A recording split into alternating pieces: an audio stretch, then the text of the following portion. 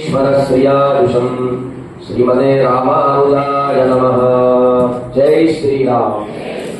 Yeah భగవద్బంధువులారా, Dhanurmasa వ్రతంలో భాగంగా ఇవాళ మనం 21వ పాశురానికి చేరుకున్నాం. నిన్నటి రోజున మీరు ఏం కోరారు కృష్ణ పరమాత్మని? ఉక్కము తట్టొలియం తందు ఉన్మనవారని. ఒక విసనకర కావాలి, ఒక అద్దము కావాలి, స్నానం చేయడానికి నీతో పాటు స్నానం చేయాలని మీరందరూ కూడా కోరారు. ఇప్పుడు వెంటనే నీలాదేవి నేను కూడా మీ అందరితో కలిసి ప్రార్థిస్తానని చెప్పి నీలాదేవి బయటికి వచ్చి కృష్ణుని ప్రార్థిస్తున్నారు ఇవాళ భాషలో. నీలాదేవి ఎవరు? సాక్షాత్తు శ్రీ మహాలక్ష్మి స్వరూపమే నీలాదేవి. పరమాత్మ ఎవరైనా వింటే అనుగ్రహిస్తాడో అనుగ్రహిస్తాడో తెలియదు, కానీ తన లక్ష్మీ సంబంధంగా ఉండేవారు ఎవరైతే లక్ష్మీదేవిని ఆశ్రయిస్తారో, స్వామిని ఆశ్రయిస్తారో వారిని ఖచ్చితంగా స్వామి అనుగ్రహిస్తాడని చెప్పి ఈ భాషణంలో నీలాదేవి చెప్తుంది. గోదాదేవి అందరూ కూడా ప్రార్థిస్తున్నారు అన్నమాట. అంటే భార్యకి భర్త పైన ప్రేమ ఉండాలి, అనురూపి అయి ఉండాలన్నమాట. నీలాదేవికి కృష్ణుడి పైన బాగా అనురూపం అన్నమాట. అయితే భార్యకి భర్త పైన ఒక్కొక్కసారి అరిచినా గయ్యాలిలాగా ఉన్నప్పటికీ అది ప్రేమ, అది అనురూపం. అదే భార్య ఎంత ప్రేమగా ఉంది, విధేయురాలిగా ఉండి తన భర్త అంటే ఇష్టం లేకపోతే ఎట్లా ఉంటుంది? అది పనికిరాదు. కనుక భార్య ఎప్పుడు కూడా భర్త అనురూపిగా ఉండాలి. భర్త ఏది చేస్తే భార్య కూడా అదే చేయాలి. కనుక నీలాదేవి ఇవాళ రోజున వీళ్ళందరితో కలిసి భగవంతుడిని ప్రార్థిస్తుంది. ఎట్లా అనురూపిగా ఉండాలి అంటే, ఒక ఆయన అందరికీ అతిథులకు వచ్చే వాళ్ళందరికీ కూడా భోజనం పెడుతునేవాడు అనమాట. అలా పెడుతూ ఊరికే భార్య విసుక్కునేది, ఇంట్లో ద్రవ్యం అంతా అయిపోతుందని చెప్పి. అయితే ఈయన ఏం చేశాడు, ఒక అతిథిని పిలిచాడు ఇంటికి భోజనం పెట్టడానికి. కూర్చోబెట్టారు ఆయన్ని. పెట్టిన తర్వాత భోజనం చేయడానికి ఇస్త్రాకులు ఉండాలి, ఇస్త్రాకులు లేవు వాళ్ళ ఇంట్లో. ఈయన ఇస్త్రాకులు కొనడానికి బయటికి వెళ్ళాడు అనమాట. ఈ భార్య ఎట్లాగైనా వచ్చిన వాడిని బయటికి పంపించాలి అని చెప్పి పక్కనే పెద్ద రోకలు ఉందన్నమాట. ఆ రోకలికి తన అమ్మాయికి చెప్పిన రోకలికి మంచిగా పసుపు రాసి మామిడి కొమ్మలు కొట్టమని చెప్తుంది. అయితే ఎందుకమ్మా పసుపు రాసి మామిడి కొమ్మలు కొట్టమంటే, ఈ రోకల్ని వాడి చాలా రోజులైంది, దాన్ని చక్కగా కడిగి పసుపు రాసి మామిడి కొమ్మలు కొట్టినట్టయితే కూర్చున్న వాడు తలకాయ వాళ్ళ కొడదామని చెప్తుంది అనమాట. అయితే ఈలోపు భర్త వస్తాడు. ఈయన భయపడతాడు. వచ్చినవాడు భోజనం చేసేవాడు చెవులో పడుతుంది, నేను లేస్తాడనమాట. ఇంకా భోజనం వద్దు, ఇక్కడ కూర్చుంటే తలకాయ పగిలిపోతుంది అని బయటికి వెళ్దాం అనుకుంటాడు. వెళ్లే సమయంలో వచ్చి ఆయన వెళ్తుంటాడు, ఈ భర్త ఇస్త్రాకులు కట్టుకొని వస్తుంటాడు. ఏంటి భార్య అడుగుతాడు, ఏంటి ఆయన భోజనం కూర్చోకుండా వెళ్ళిపోతున్నాడు అంటే, ఆయన ఊర్లో రోకలి కోసం వెతుకుతున్నాడంట, మన ఇంట్లో రోకలు ఉందని చెప్పి, అది బాగా పాతగా ఉంది కదా, దానికి పసుపు రాసి ఇద్దామనుకుంటామని చెప్పి అంటాడు. ఈయన వెళ్ళిపోతాడు. అయితే భార్య రోకలు ఏం చేస్తుంది, భర్తకి ఇస్తుంది. అయ్యో నా భార్య రోకలు ఇద్దామనుకున్నాడు, రోకలు ఇద్దామనుకుంటే ముందు పలికి ఏమనుకుంటాడు, నా తల కొట్టడానికి ఈ భర్త కూడా వస్తున్నాడని పారిపోతున్నాడు అనమాట. కనుక ఆ విధముగా ఎప్పుడు కూడా భార్య భర్తకి అనుకూలంగా ఉండి అనురూపి అయి ఉండాలి. అట్లా ఉంటేనే ఆ లక్ష్మీదేవి అనుగ్రహం చేతనే మనం స్వామిని ఆశ్రయించగలుగుతాం. కనుక అట్లా ఉండాలి అని చెప్తుంది ఇవాటి రోజున పాశురంలో గోదాదేవి. అయితే ఈయనకి పురుషకారుడు అని పేరు. అదేంటంటే స్వామి పురుషుడు కాదా? మరి ప్రత్యేకంగా పురుషకారుడు అని అంటే తన యొక్క కళ్యాణ గుణములు పరిపూర్ణముగా అభివ్యక్తమవుతేనే పరిపూర్ణుడు. ₹1 1 తగిన కోటి అవుతుందా? అవదు. కనుక ఆయన యొక్క సౌశీల్యము, వాత్సల్యము, సౌకుమార్యము, సౌందర్యము అన్ని కళ్యాణ గుణములు ఉన్నప్పటికీ అవి బయటికి రావాలంటే ఎవరి ద్వారా? లోపల లక్ష్మీ అమ్మవారు అంతర్యామిగా సృష్టిని చెయ్యి అని చెప్తుందన్నమాట. అంతేకాదు మనం ఎన్ని పాపములు చేసినా, ఎన్ని తప్పులు చేసినా మన పిల్లలే అని చెప్పి దగ్గర తీసేటువంటి లక్ష్మీ అమ్మవారిని ఆశ్రయించే స్వామిని ఆశ్రయించాలి. అంతేకాకుండా ఎక్కువగా అనుగ్రహించేవాడు స్వామి. ఎక్కువ పాపం చేసే వాళ్ళే తక్కువగా అనుగ్రహిస్తాడు, తక్కువ పాపం చేసే వాళ్ళని ఎక్కువగా అనుగ్రహిస్తాడు. ఎట్లా అంటే శ్రీమద్ రామాయణంలో సీతామ్మవారిని ఇద్దరు ఇబ్బంది పెడతారు. ఎవరెవరు? రావణాసురుడు, ఇంకొకరు కాకాసురుడు. రావణాసురుడు వాస్తవానికి మనం అందరం ఏమనుకుంటే ఎత్తుకొని వెళ్దామని, ఆయన ముట్టుకోను కూడా ముట్టుకోలేదన్నమాట. ఆయన సాక్షాత్తు సీతాదేవిని లక్ష్మీ అమ్మవారిగా భావించాడు. అయితే కాకాసురుడు ఏం చేస్తాడు, సీతామ్మవారి వక్షస్థలం పైన గట్టిగా పొడుస్తాడన్నమాట. పొడిచినప్పుడు సీతామ్మవారి వెంటనే రామచంద్ర స్వామిని చూసినప్పుడు ఆయన ఒక దర్భని తీస్తాడు. దర్భని తీసి దాంట్లో బ్రహ్మాస్త్ర మంత్రాన్ని ప్రయోగించి కాకాసురుడి పైన ప్రయోగిస్తాడన్నమాట రామచంద్రుడు. ప్రయోగించిన వెంటనే ముల్లోకాలకి వెళ్తాడు కాకాసురుడు. కాకాసురుడు ఎవడో ఇంద్రుడి యొక్క కుమారుడు జయంతుడు అనమాట. బ్రహ్మలోకానికి వెళ్తాడు, రుద్రలోకానికి వెళ్తాడు, తన తండ్రి ఇంద్రుడి దగ్గర వెళ్తాడు అన్నమాట. ఇప్పుడు వాళ్ళందరూ చెప్తాడు రాముడు ప్రయోగించిన అస్త్రాన్ని ఎవరు కూడా గీత దాటలేరు అని చెప్పి చివరిగా కాకాసుడు ఏం చేస్తాడు, అమ్మవారి యొక్క పాదాలపైన పడతాడు. ఇప్పుడు సీతాదేవి ఏం చేస్తుంది, పక్కనే దర్భములో తీస్తుంది అన్నమాట. ఆ తల నా పాదాలపై ఉండదు, స్వామి పాదాలపై ఉండి తన దర్భములతోనే ఆ కాకాసుడు యొక్క తల ఇటువైపు మలుస్తుంది అనమాట. అంటే రాముడికి శరణాగతి చేశాడు కనుక సరే బ్రహ్మాస్త్రం ప్రయోగించిన తర్వాత అస్త్రాన్ని ప్రయోగించాలి, దాన్ని విసర్జించకూడదు. ఏం చేయాలంటే నా కుడి కన్నును తీసేయమంటాడు కాకాసుడు. అంటే సీతా అమ్మవారిని ముట్టుకున్నవాడు కాకాసురుని రాముడు ఏం చేశాడు, కేవలం కుడి కన్ను మాత్రమే తీశాడు. అంటే చాలా పెద్ద పాపం చేశాడు. అదే రావణాసురుడు ఏం చేశాడు, సంహరించేశాడు. అంటే రావణాసురుడు కనీసం సీతామ్మవారిని ముట్టుకోను కూడా ముట్టుకోలేదు. అయితే ఆ పక్కన ఉండే వాళ్ళందరూ కూడా చెప్తాడు, నిజంగా సీతామ్మవారు నీకు లొంగాలంటే నీవు రాముడు వేషం వేసుకొని వెళ్ళంటారు. ఎవరు, రావణాసురుడు. నేను కాషాయ వస్త్రాలు ధరించి వెళ్ళాను, సీతామ్మవారిని తీసుకొచ్చాను, నేను నిజంగా రాముడి వస్త్రాలు ధరించి రాముడి వేషం ధరించాననుకోండి, నేను సీతామ్మవారిని ఏం చేయను. ఎందుకంటే రాముడు ధర్మాత్ముడు కదా, ఆయన రూపం నేను ధరిస్తే నేను కూడా తప్పులు చేయొద్దనే భావన నాకు కలుగుతుంది, కనుక నేను రామ రూపాన్ని ధరించద్దు అని చెప్పి అని అంటాడు. అటువంటి కాకాసురుడు సీతామ్మవారి వక్షస్థలం పైన పొడిస్తే ఆయన కుడి కన్నుని తీశాడు. రావణాసురుడు ముట్టుకోను కూడా ముట్టుకోలేదు. కానీ ఎందుకు చనిపోయాడు రావణాసురుడు? నిజంగా రావణాసురుడు రావణుడితో యుద్ధం చేసే సమయంలో తన రథంలో పక్కన సీతామ్మవారిని పెట్టుకుంటే ఆయన బ్రతికేవాడు. ఎందుకంటే సీతాదేవి కాపాడి నీవు రాముడితో మైత్రి చేయి, నేను చెప్తానని చెప్తుందన్నమాట. కనుక రావణాసురుడు ఆ తన రథంలో సీతామ్మవారి పక్కన పెట్టుకోలేదు కనుకనే రావణ సంహారం జరిగింది.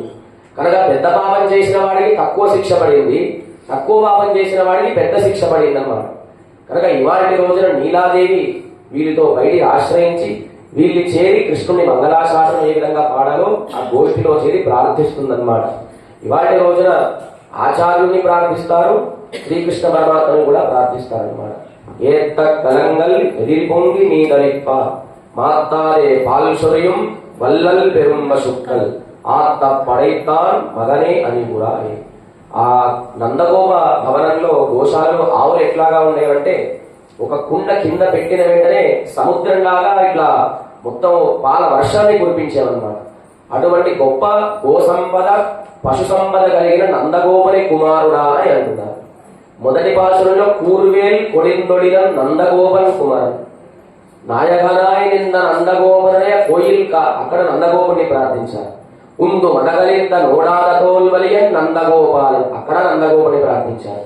అమ్మరనే తన్నీరే షోరే అరంశయం ఎం పెరుమాల్ నందగోపాల అని అక్కడ నందగోపుని ప్రార్థించారు. ఇవాళ ఏత్త కలంగల్ ఎదిరి పొంగి మీదరిప్ప మాత్తారే పాల్సొరియం వల్లల్ పెరుంబ సుక్కల్ అని మంచి పాల వర్షాన్ని కురిపించేటువంటి, పాల భారాన్ని తట్టుకోలేక పాల వర్షాన్ని కురిపించేటువంటి నందగోపుడి యొక్క నందగోపుడి కుమారుడా. మనం మొన్న కూడా చెప్పుకున్నాం, కృష్ణ పరమాత్మ తన పేరుతో పిలిస్తే ఇష్టం ఉండదు, నందగోపుడి యొక్క సంబంధంలో పిలిస్తేనే బాగా ఇష్టం అన్నమాట. అటువంటి కృష్ణుడు ఏం చేస్తాడు, ఎప్పుడు కూడా నందగోపుడికి విధేయుడుగా ఉంటాడన్నమాట. అంటే ఈ ఆచార్యుడేమో భగవంతుడి యొక్క ఆధీనంలో ఉంటాడు, ఆ భగవంతుడికి సంబంధించిన మంత్రమేమో ఆచార్య యొక్క ఆధీనంలో ఉంటుంది చెప్పి నందగోపన్ కుమారు. రామచంద్ర స్వామి కూడా రావణ సంహారం అయిన తర్వాత సాక్షాత్తు బ్రహ్మ వచ్చి నువ్వు సాక్షాత్తు శ్రీమన్నారాయణ కాదు కదా, ఆత్మారం మానుషమ్మన్యే రామం దశరథాత్మను, నేను దశరథ చక్రవర్తి పుత్రుణ్ణి అని చెప్పుకుంటాడన్నమాట. కనుక ఆ పైన ఉండేటువంటి శివుడు ఏం చేస్తాడంటే బ్రహ్మని ఆశ్రయిస్తాడు. బ్రహ్మ ఏం చేస్తాడు, ఆ ఉండేటువంటి కష్టములన్నీ కూడా తెలిసి శ్రీ మహావిష్ణువుడి దగ్గర తీసుకెళ్తాడనమాట. ఆ శ్రీవైకుంఠంలో కూడా ఎవరికి కూడా అనుమతి లేదు. అంటే సాక్షాత్తు శ్రీమన్నారాయణుడు ఒక ప్రభు. మన రాముడు ఏమంటాం, రామచంద్ర ప్రభు అంటాం అన్నమాట. ప్రభువు యొక్క లక్షణం ఏమిటి, తన రాజ్యంలో ఉండేటువంటి ప్రజల్ని సుఖంగా సంతోషంగా చూసుకోవాలి, వారికి ఏదైనా ఆపదలు వస్తే రక్షించాలి. సాధారణంగా రాజులు ఏం చేస్తారు, మాయావేషంలో రాత్రి కూడా వెళ్ళి అక్కడ నా గురించి ఏమనుకుంటారో అని చెప్పి ఒక నల్ల వస్త్రాన్ని వేసుకుని వెళ్తారు రాజులందరూ కూడా. వాళ్ళు వేడికి వెళ్ళిన తర్వాత ఏం చేస్తారు, ఇంటికి వచ్చిన తర్వాత విశ్రాంతి తీసుకుంటారు, అవునా కదా. ఇక్కడ సాక్షాత్తు శ్రీ మహావిష్ణువు కూడా ప్రజల యొక్క కష్టాలు తీర్చడానికి శ్రీవైకుంఠంలో ఒక సభ ఏర్పాటు చేస్తాడనమాట. ఎవరు రాకుండా శ్రీవైకుంఠంలో పాల సముద్రంలో అందరినీ బ్రహ్మాదేవులను అందరినీ కూడా కూర్చోబెట్టుకొని వారిని ఏ విధంగా అనుగ్రహించాలి, ఏ విధంగా శత్రు సంహారం చేయాలని చెప్పి ఆయన 4 రూపాలు ధరించాడు. వాసుదేవ, సంఘర్షణ, ప్రద్యుమ్న, అనిరుద్ధ. వారే సృష్టి స్థితి లయం చేస్తారు. అలా మనల్ని అనుగ్రహించడానికి మన శత్రువులు ఎవరు? రావణాసురుడు, కాకాసురుడు, వీళ్ళే శత్రువులు కనుక ఆ స్వామి ఏం చేశాడు? ఒక 2 రూపాలు, అనేక రూపాలు, నృసింహావతారం నృసింహుడిగా, రామకృష్ణ రూపాలు ధరించి ఈ లోకానికి వచ్చాడు ప్రభువుగా. అంటే రాజు ప్రజల యొక్క కష్టాలు తీర్చాలంటే ఇంకొక మాయా రూపంలో రావాలి. కనుక ఏ రూపంలో? వామన రూపంలో వచ్చాడు, రామకృష్ణాది అవతారంలో వచ్చాడు, నృసింహావతారంలో వచ్చాడు అని వేట చేయడానికే వచ్చి శత్రువుల్ని సంహరించాడు అని అంటున్నారు అన్నమాట. తర్వాత వీరు అంతా శత్రు సంహారం చేసిన తర్వాత ఏం చేయాలి? విశ్రాంతి తీసుకోవాలి కదా. అలా విశ్రాంతి తీసుకోవడానికి ఈ 108 దివ్య క్షేత్రాలే స్వామి యొక్క విశ్రాంత స్థలములు. రాజు ఏం చేస్తాడు? తన గొప్పతనం తెలుసుకోవడానికి రాత్రి కూడా మాయా రూపంలో వస్తాడు, ఎవరికి కనపడకుండా. అట్లా మన హృదయంలో కూడా స్వామి మాయా రూపంలో, హృదయ రూపంలో ఉంటాడు అని చెప్పి ఆ ప్రభువే రాజు ఏ విధంగా ప్రజల్ని అనుగ్రహిస్తాడు, సాక్షాత్తు శ్రీ మహావిష్ణువు కూడా 108 దివ్యక్షేత్రాలు విశ్రాంతి స్థలములుగా ఉంచుకొని మన హృదయంలో ఉంటాడు. మన హృదయంలో ఉన్నాడని మనకెట్లా తెలుస్తుంది? ఆచార్యుడి ద్వారా తెలుస్తుంది అని చెప్పి అంటున్నారు అన్నమాట. అని నందగోప కుమారుడా అని నందగోపుడిని కీర్తిస్తున్నారు అనమాట. నందగోపుడు అంటే మంచి ఆనందాన్ని కలిగించేవాడు, తన కృష్ణుడిని ఎప్పుడు కూడా జాగ్రత్తగా సంరక్షించుకునేవాడు నందగోపుడు, మంత్రాన్ని సంరక్షించుకునేవాడు నందగోపుడు అని చెప్పి అంటున్నారు అనమాట. ఆ విధముగా మొదటి పాశనంలో వేలాది ఆయుధాలు పట్టుకున్న నందగోపని కుమారుడాన్ని కీర్తిస్తున్నారు. ఇవాళ గొప్ప పశు సంపద కలిగిన నందగోపని కుమారుడు అని కీర్తిస్తున్నారు ఇవాటి పాశనంలో అన్నమాట. ఆ విధముగా ఆచార్యుని ఆశ్రయిస్తే భగవంతుడు కూడా నడుచుకుంటూ వస్తాడనమాట. ఎట్లాగా అంటే భగవద్ రామానుజుల వారి సమయంలో ఇప్పుడు మేల్కోటే అనే ప్రాంతం ఉంది కర్ణాటక రాష్ట్రంలో. ఆ మేల్కోటే ప్రాంతంలో అక్కడ ఉండేటువంటి బాధిషాలందరూ కూడా ఆలయాన్ని ధ్వంసం చేశారు. అక్కడ ఉత్సవమూర్తులు లేరన్నమాట ఆ మేల్కోటే ప్రాంతంలో. మనం శ్రీరామనవమి కళ్యాణం చేయడానికి మూలమూర్తులు చేస్తామా, కళ్యాణమూర్తులు చేస్తామా? అట్లా బ్రహ్మోత్సవంలో స్వామి యొక్క వాహన సేవలు అన్ని చేయాలంటే అక్కడ ఉత్సవమూర్తులు లేవన్నమాట. ఎట్లాగా అంటే వీళ్ళందరూ కూడా ఆ ఢిల్లీలో బాదిషా గారి గృహంలో స్వామి యొక్క ఉత్సవమూర్తులు ఉన్నారన్నమాట. వెళ్ళి తీసుకొద్దామని చెప్పి రామానుజుల వారికి 12,000 మంది శిష్యులతోని 700 మంది ఏకాంగులతోని ఢిల్లీ బాదిషా గారి ఇంటికి వెళ్ళారన్నమాట. ఇంటికి వెళ్ళిన తర్వాత ప్రార్థించారు, అయ్యా ఇక్కడ మేల్కొండ దివ్యక్షేత్రం నుంచి వచ్చామంటే మా విగ్రహాలు మీ సన్నిధానంలోనే ఉన్నాయంటే, సరే ఆ విగ్రహాలు మేమేం చేసుకుంటాం, మేము పూజ చేసేవాళ్ళం ఏం కాదు, ఏదో బొమ్మల్లాగా లోపల పెట్టేసామని అంటారన్నమాట రూమ్ లో. ఇప్పుడు తాళం తీసి రూమ్ లో చూస్తే ఇక్కడ ఉన్న ఈ ఆలయానికి సంబంధించిన విగ్రహాలు ఉన్నాం అన్నమాట, ఏవేవో ఉంటాయి. అట్లా మా ఆలయానికి సంబంధించిన విగ్రహాలు లేవు స్వామి అంటే, ఒక విగ్రహాలు మాత్రం మా అమ్మాయి పక్కనే పెట్టుకుంది, ఆమె రాత్రి కూడా స్వామి ఏకాంతంగా ఆమెతో ఉంటాడంట, పొద్దున బొమ్మలాగా మారిపోతాడంట అన్నది తండ్రి అంటాడు ఢిల్లీ బాదుషా. అయితే ఈయన అంటాడు, బొమ్మ అనకండి, ఆయన బొమ్మ కాదు, మా సాక్షాత్తు మా శ్రీమన్నారాయణుడే అని రామానుజుల వారు అంటారు. సరే నీ బొమ్మ కాదంటున్నావు కదా, నిజంగా నీవు పిలిస్తే స్వామి వస్తాడా? వస్తాడండి అంటాడన్నమాట. అని రామానుజుల వారు మధ్యలో తెరగడతారు. బయట ఆ ఢిల్లీ బాదుషా గారి అమ్మాయి కూర్చుంటుంది స్వామి విగ్రహం పట్టుకొని. అప్పుడు స్వామి అంటాడు, నిజంగా నీవు కనుక వచ్చినట్లయితే మా లక్ష్మీ అమ్మవారితో నుంచి పెళ్లి చేస్తారయ్యా అని చెప్పి రామానుజుల వారు అంటాడు. అప్పుడు ఆయన ఎగురుకుంటూ వచ్చి రామానుజుల వారిలో కూర్చుంటారన్నమాట. కనుక ఆ విధముగా పరమాత్మని తన ఆధీనంలో పెట్టుకునేవారు ఆచార్యులు అని చెప్పి ఆ విధముగా మేల్కోటలో ఉండేటువంటి శెల్వ పిల్లై అని పేరు అనమాట. శెల్వనారాయణ స్వామి ఉత్సవమూర్తులకి ఆ విధముగా భగవద్ రామానుజుల వారి యొక్క అనుగ్రహం చేయడం వలన ఉత్సవమూర్తులు మేల్కోట దివ్య క్షేత్రానికి వచ్చాయి. ఆ విధముగా ఈ స్వామి ఎప్పుడు కూడా ఎవరి ఆధీనంలో ఉంటారు? ఆచార్యుని యొక్క ఆధీనంలోనే ఉంటారు అని చెప్పి అంటారు అన్నమాట. అంతేకాకుండా ఆ పరమాత్మని ఆశ్రయించాలి అంటే ఏముండాలి? స్వామికి ఏ విధంగా శంఖ చక్రములు ఉంటాయో ఎడమ చేతులు కుడి చేతులు, ఆచార్య చేతులు ఏముంటాయి? సమాశ్రయం చేయాలంటే శంఖ చక్రాలు లాంటి ఆయుధములు ఉంటాయి. ఏ విధంగా స్వామికి అనేక ఆయుధాలు, వనమాల, శ్రీవత్స, కౌస్తుభ ఆయుధాలు ఉంటాయో ఆచార్యుడి చేతిలో కూడా శాస్త్రములు, వేదములు, ఇతిహాసములు, పురాణములు, స్తోత్రములు, దివ్య ప్రబంధులు అనేటువంటి వేలాది ఆయుధాలు చేతిలో పట్టుకొని ఉంటాడన్నమాట. మనం వెళ్ళి అడిగినా అడగకపోయినా ఆ పాలు, ఆ గేదె ఏ విధంగా పాలవర్షాన్ని కురిపిస్తున్నాయో మనల్ని అనుగ్రహించడానికి ఆయన పాలవర్షాన్ని కురిపించేవాడు ఆచార్యులు అని చెప్పి ఏత్త కలంగల్ ఎదిరిపొంగి మీదలిప్ప మాతాదే పాలుసొలియం వల్లల్ పెరుంబశుక్కల్ ఆత్త పడైతాన్ మగనే అరివురాయ్ ఊత్తముడయాయ్ పెరియాయ్. ఓ గొప్ప బలశాలి పరాక్రమం కలిగిన వాడా, ఇంతమంది వచ్చారు స్వామి అని చెప్పి వీళ్ళందరూ కూడా నందగోపుడి యొక్క సంబంధంతో లోపల కృష్ణుడి ప్రార్థి, అట్లా పడుకోవద్దు, నీవు బయటికి రావాలి, దృఢవ్రతం కలిగిన వాడ, శత్రువులు కూడా సంహరించే శక్తి కలిగిన వాడ అని చెప్పనుకున్నారనమాట. నిద్ర లేవవలసింది, ఉనికి కలిగిన వాడ, చాలా పెద్దవాడ, గొప్పవాడ. నేను రోజున ఏమని కీర్తించాను? విమలాయ అని చెప్పి విశాలమైనటువంటి భుజములు కలిగిన వాడ, దయాహృదయం కలిగిన వాడ అని చెప్పి నిన్నటి భాషణంలో మీరందరూ కూడా కృష్ణుని ప్రార్థించారనమాట. ఇంతమంది అవలలం, గోపబాలులం, గోపికలం నీ దర్శనం కోసం వచ్చావు తండ్రి, ఒకసారి మేలుకోవాలి, నీవు కూర్చుంటే నీకు పూర్తి నీకు మంగళ నీరాజనం పాడతామని చెప్పి ఆచార్య సంబంధంలోని నందగోపుని కీర్తించారనమాట. తర్వాత ఇప్పుడు కృష్ణుని ప్రార్థిస్తున్నారు. మంచి గొప్ప దృఢవ్రతం కలిగిన వాడ, శత్రువుని సంహరించేవాడ, మాకు ఎక్కడో శ్రీవైకుంఠంలో ఉండే స్వామి అవసరం లేదు, మా కోసం, మా అందరి కోసం మా చేత ఎంగిలి తిన్నావు, మా ఎంగిలి నీవు భుజించావు, మాతో పాటు ఆవుల్ని పాలించడానికి వచ్చావు, మాతో పాలు పితికావు, అటువంటి స్వామే మాకు కావాలి అని అంటారన్నమాట. అయితే బ్రహ్మాది దేవతలందరూ కూడా స్వామిని అడుగుతారు, నీకు శ్రీవైకుంఠంలో ఉండడం అంటే ఇష్టమా, ఈ గోకులంలో ఉండడం ఇష్టమా అంటే నాకు గోకులంలో ఉండడమే ఇష్టం అంటారు. ఎందుకంటే కృష్ణుడికి బాగా పాలు వెతకడం కానీ ఆవులతో వెళ్ళడం కానీ అంటే బాగా ఇష్టం. ఆయన శ్రీవైకుంఠంలో బ్రహ్మాది దేవతలు ఈ విధంగా కర్ర పెట్టి పాలిస్తాడు, ఈ కింద కూడా ఆవుల వెనకాల కర్ర పట్టుకుని వెళ్తుండేవాడు అనమాట. ఆయన ఆవుల కంటే దూడలంటే బాగా ఇష్టం అనమాట.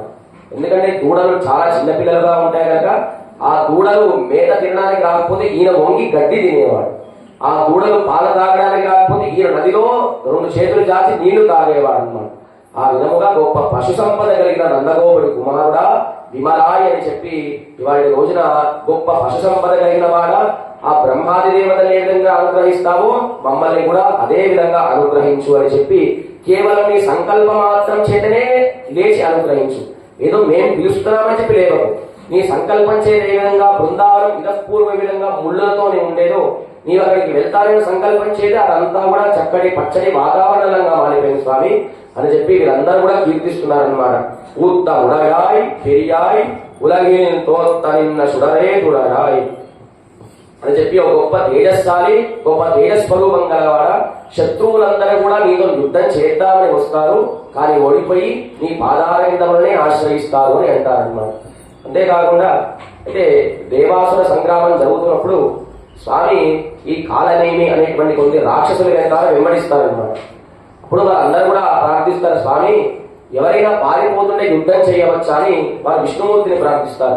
చేయవచ్చు, ఎందుకు, నా భక్తుల్ని ఇబ్బంది పెట్టేవారు ఎవరైనా సరే, వారి పారిపోయినా సరే, కూర్చున్నా సరే, ఎక్కడున్నా సరే వారి పట్టుకుని సంహరిస్తారని చెప్పి దేవాసుర సంగ్రామంలో రాక్షసులందరినీ కూడా సంహరించినవాడు స్వామి.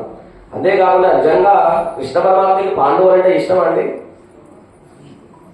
పాండవులు అంటే ఇష్టమా, కౌరవులు అంటే ఇష్టమా? పాండవులు అంటే కూడా ఇష్టం లేదంట ఆయనకి. ఎందుకు?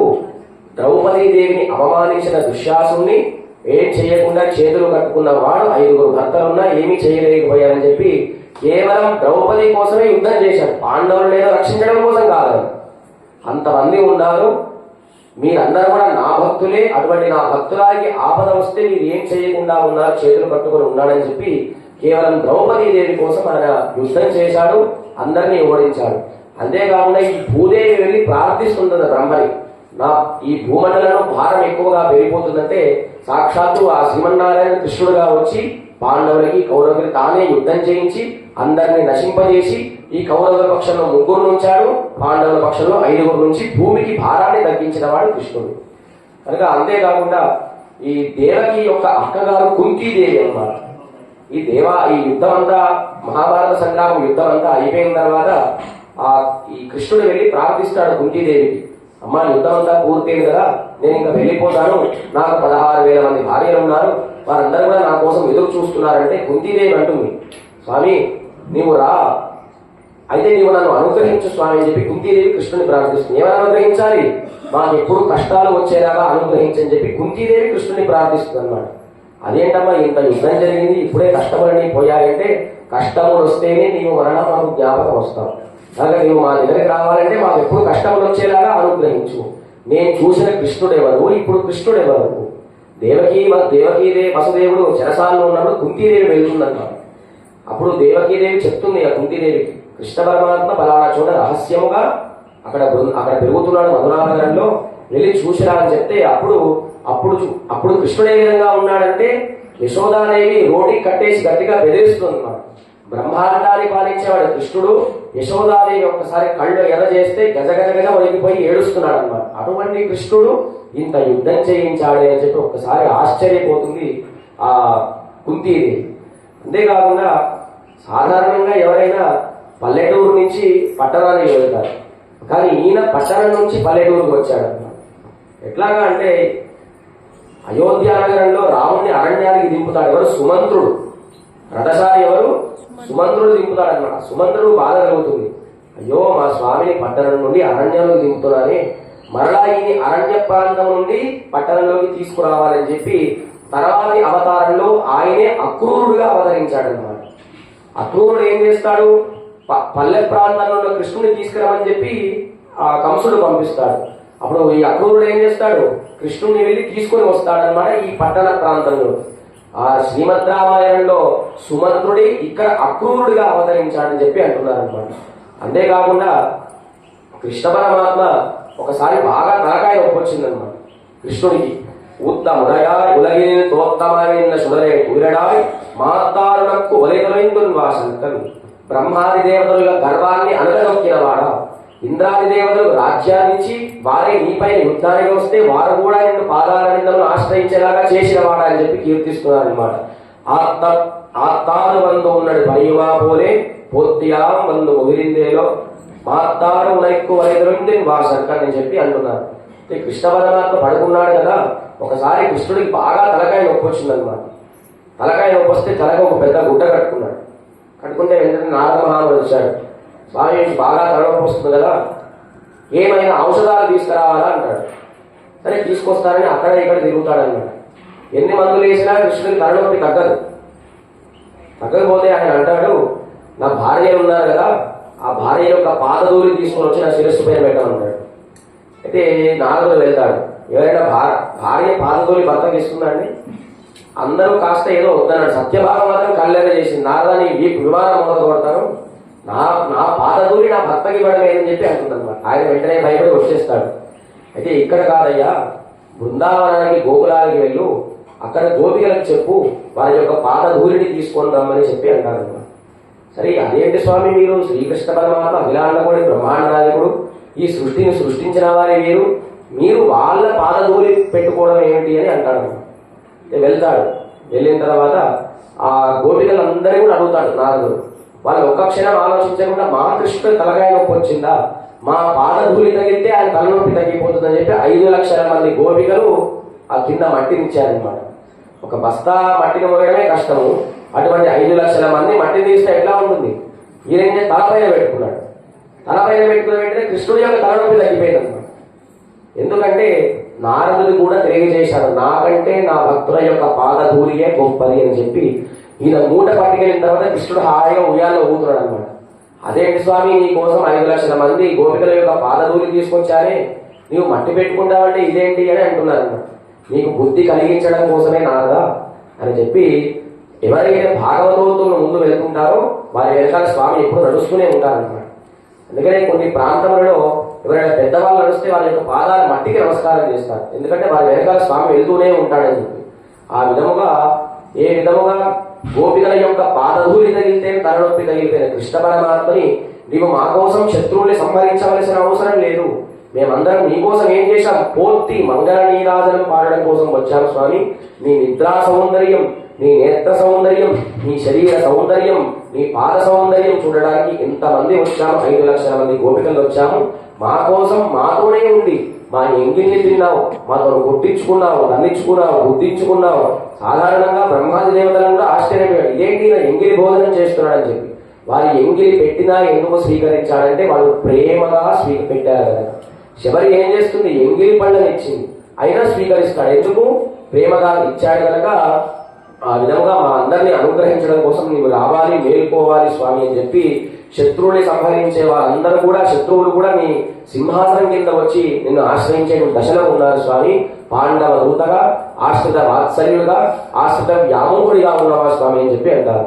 రామచంద్ర స్వామి ఏమో ఆశ్రిత వాత్సల్యుడు, కృష్ణ పరమాత్మ ఏమో ఆశ్రిత పక్షపాతం కలిగిన వాడు. కూరత్తాలు అని అంటారనమాట స్వామి. స్వామి మీకు అన్ని మంచి గుణాలు ఉన్నాయి కానీ ఒక చెడ్డ గుణం ఉంది, ఏంటి చెడ్డ గుణం అంటే, నీవు ఎక్కడో శ్రీవైకుంఠంలో ఉండేవంటి వాడివి, అటువంటి అర్జునుడికి గీతోపదేశం చేశావు, అయినా వినలేదు, అయినా పట్టించుకోలేదు.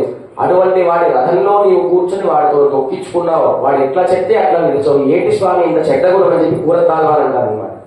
అది కాదు, నా భక్తులు పిలిస్తే వెంటనే వెళ్ళిపోయిన లక్షణం నాదయ్యా, వారు తన్నించుకున్నారని చెప్పి కృష్ణ పరమాత్మ కూరతాల్వారని చెప్తారు. కనుక ఇవాళ రోజున ఆచార్య పురుషుల్ని కీర్తిస్తారు, అంతేకాకుండా కృష్ణ పరమాత్మ యొక్క సౌందర్యాన్ని వైభవాన్ని కీర్తిస్తారు. దృఢవ్రతం కలిగిన వాడా, శత్రువును సంహరించే శక్తి కలిగిన వాడా అంటారు అనమాట. కనుక మనం స్వామిని ఆశ్రయించాలంటే ఆచార్య పురుషుడి ద్వారా లక్ష్మీ సమాశ్రయం కాగా స్వామిని ఆశ్రయించాలని చెప్పి ఇవాళ భాషలలో కనిపిస్తుంది. అంతేకాకుండా భగవద్ రామానుజుల వారు ప్రతిరోజు ఇట్లా ఉపన్యాసాలు చెప్పేవారు అనమాట. దాంట్లో ఒక ఆయన ఏదో వింటూ వెళ్ళిపోయేవాడు, దేనికి సమాధానం చెప్పేవాడు కాదనమాట. చివరిలో భగవద్ రామానుజుల వారికి ఏం తెలుస్తుందంటే ఆయన మూగవాడు చెవిటివాడు తెలుస్తుంది. ఆ మూగవాడు చెవిటివాడు ఎవరో అర్జునుడే మూగవాడు చెవిటివాడు. ఆ అర్జునుడికి భగవద్గీత అంతా ఉపదేశించాడు, ఆయన వినలేదు. విన్నా ఎవరికైనా చెప్పాడంటే చెప్పలేదు, చెప్పేందుకు మర్చిపోయాడు అనమాట.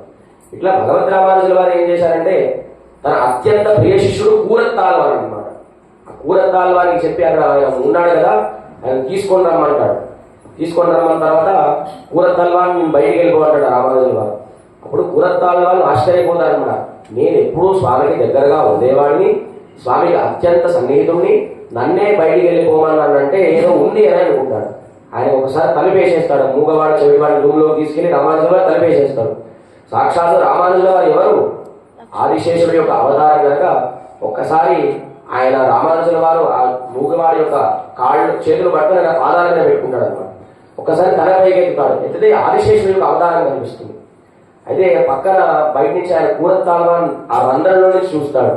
అయ్యో ఇంతకాలం నేను పక్కన ఉన్నానే, నాకే 3 నెలల తర్వాత అష్టాక్షరి మంత్రాన్ని ఉపదేశం చేశాడు, అసలు అలా వినడానికి యోగ్యత లేదు, చూడడానికి యోగ్యత లేదు, అటువంటి వాడికే విశ్వరూపాన్ని చూపించాడే, నేను కూడా చెవిటివాడిలాగా గుడ్డివాడిలాగా పుట్టే బాగుంటుందని చెప్పి కూరత్తాల్వాన్ అనుకున్నారనమాట.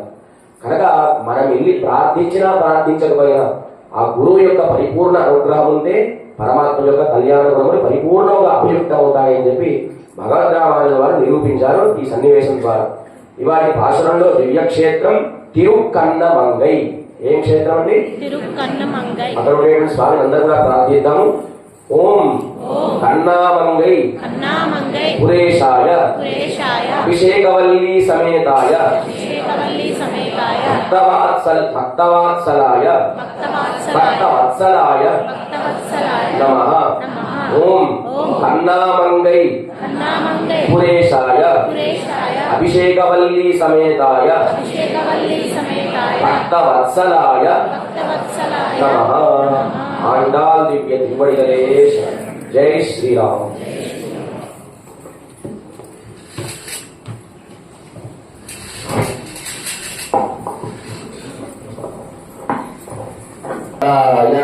विद्महे वासुदेवाय धीमहि तन्नो विष्णु प्रचोदयात्। ओम महादेव्यै च विद्महे विष्णुपत्न्यै च धीमहि तन्नो लक्ष्मी प्रचोदयात्। ओम दाशरथाय विद्महे सीतावल्लभाय धीमहि तन्नो अरुणः प्रचोदयात्। ओम महादेव्यै च विद्महे रामपत्न्यै च धीमहि तन्नो सीता प्रचोदयात्। ओम वासुदेवाय विद्महे गोपीजनवल्लभाय धीमहि तन्नो कृष्ण प्रचोदयात्। ओम धनुर्धरायै विद्महे सर्वसिद्ध्यै च धीमहि तन्नो धरा प्रचोदयात्। ओम महादेव्यै च विद्महे श्रीभूसख्यै च धीमहि तन्नो लीला प्रचोदयात्। आञ्जनेयाय विद्महे वायुपुत्राय धीमहि तन्नो हनुमत् प्रचोदयात्।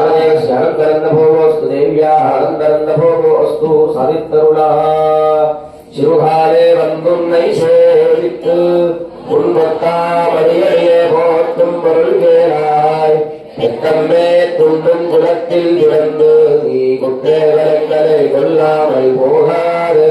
சேவரை கொள்வான் நன்றுதான் கோவிந்தா எத்தேற்றம் வேறே பிறப்பிக்கும் உந்தனோடு ஒத்தேமையாவோ உனக்கே நாம் ஆட்சேயோம் மத்தேனம் காமங்கள் மாத்தேலோரிப்பாவாய். சிறுகாலே வந்துன்னை சேவித்து உன்பொத்தாமடியே போற்றும் பொருள்கேளாய் எத்தம்மே துண்டும் குலத்தில் பிறந்து நீ குற்றேவரை கொல்லாமல் போகாது. தேவரை கொள்வான் ஆண்டுகான் கோவிந்தா எத்தேர் பேரேர் பிறவிக்கும் உந்தன்னோடு ஒத்தேமையாவோ உலக்கே நாமாச்சேயோ மத்தேனம் மாத்தே ஆவாய்களை மாதவனை கேசவனை திங்கள் திருவுலத்து சேரிடனார் சென்னினைஞ்சி அங்கப்பற கொண்ட வார்த்தை புதுவை பைங்கவல தந்தரியல் பட்டர் பிரான் கோதை சொன்னார் புதுந்த பாமி இன்று சிறப்பால் இரண்டு மார்வனை தோல் செங்கல் திருநுரத்து செல்வ திருமாலால் யகம் திருவரவித்தோ இவ்வரவரம்பாவாரல்களின் மாதவனை கேசவனை திங்கள் திருவகத்து சேர்டலார் சென்னிலை இஞ்சி அங்கப்பற கொண்ட வார்த்தை புதுவை பைங்கவலர் தந்தரியல் பட்டர் பிரான் கோதை சொன்னார் தகிலவாரை முக்குதுந்த பாவி பரிசுரை பால் இரண்டு மால் வரைத்தோள் செங்கர் திருவகத்த செல்வ திருமாலால் எங்கோன் திருவடல் கண்டு గురువరంబాయ్.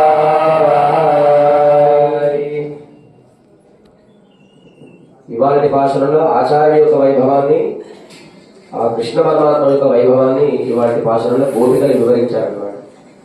భగవద్ రామానుజుల వారికి వారి గురువు చెప్తారు, ఏమని చెప్తారో ఈ మంత్రాన్ని కనుక ఉపదేశం చేస్తే నీవు నరకానికి వెళ్ళిపోతావు. మరి ఆయన మోక్షం ఎట్లా వస్తుంది రామానుజుల వారి కంటే? వారి శిష్యులు కూరత్తాల వాళ్ళు ఒకసారి రంగనాథ క్షేత్రంలో కూర్చుంటే రంగనాథుడు ప్రత్యక్షమయ్యాడంట. అయ్యా నీకేం కావాలని, నాకు మోక్షం కావాలని అన్నాడు అనమాట కూరత్తాలు వారు. అయితే వెంటనే భగవద్ రామానుజుల వారు అంటారు, చాలా సమయం అయింది కూరత్తాడు వారు రాలేదు ఇంకా అని చెప్పి ఈయనే వెళ్తాడు. అయితే వెళ్ళిన తర్వాత ఏంటి ఇంత ఆలస్యంగా రాలేదు ఏంటంటే, నేను రంగనాథుడు ప్రత్యక్షమయ్యానండి, నాకు మోక్షం కావాలని కోరుకున్నాను, మిమ్మల్ని మర్చిపోయారని చెప్తాడనమాట. అయితే భగవంతుడు మోక్షం ఇచ్చేమని చెప్తాను, ఇంకే కాదు నీతో సంబంధం ఉన్న వారందరికీ కూడా మోక్షం వచ్చేస్తుందని చెప్తాడనమాట. అయితే ఈయన వెళ్ళిన తర్వాత స్వామి మిమ్మల్ని విడిచిపెట్టి నేను కొంతకాలంలో మోక్షానికి వెళ్ళిపోతానంటే భగవద్ రామానుజుల వారు కూడా ఎగిరి గంతేస్తారనమాట. ఎందుకు? మా గురువు నాకు ఏం చెప్పాడు, నరకం వస్తుందని చెప్పాడు, కానీ నీతో సంబంధం నాకు ఉంది కదా, నీ సంబంధం నాకు ఉంది కదా, నాకు కూడా మోక్షం వస్తుందని చెప్పి భగవద్ రామానుజులు ఎగిరి గంతేశారనమాట. అంటే భగవంతునికి మోక్షం ఇవ్వాలంటే ఒకరికి తనతో సంబంధం ఉన్న భక్తులందరికీ కూడా ఇచ్చేటువంటి మోక్షాన్ని ఇచ్చేటువంటి వాడు ఆచార్యుడు.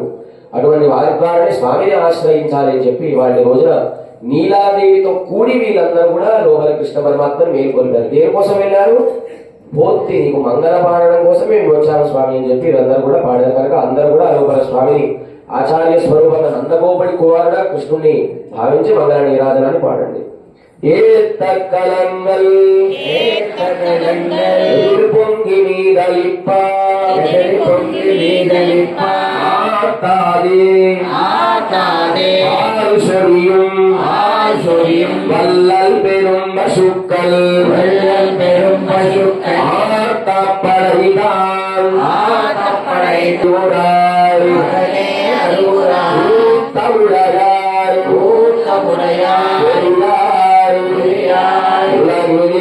உலகினில் ஓத்தமாய் சுடரே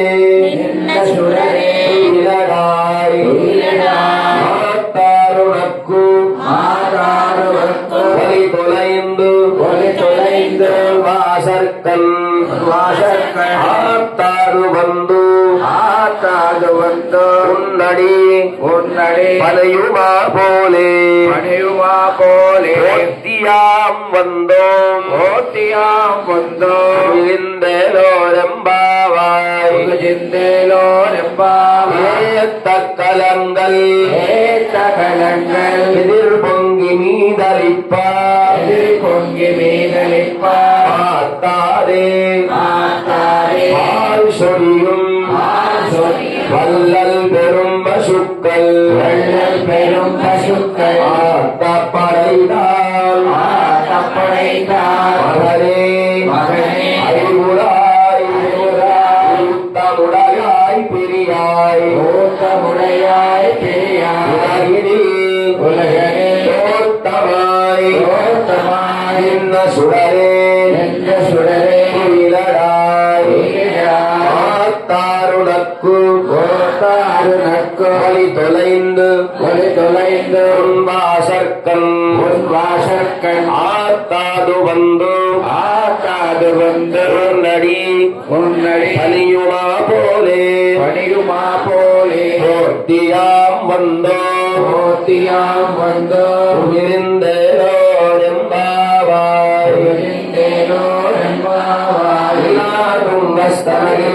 சுத்தமுற்போ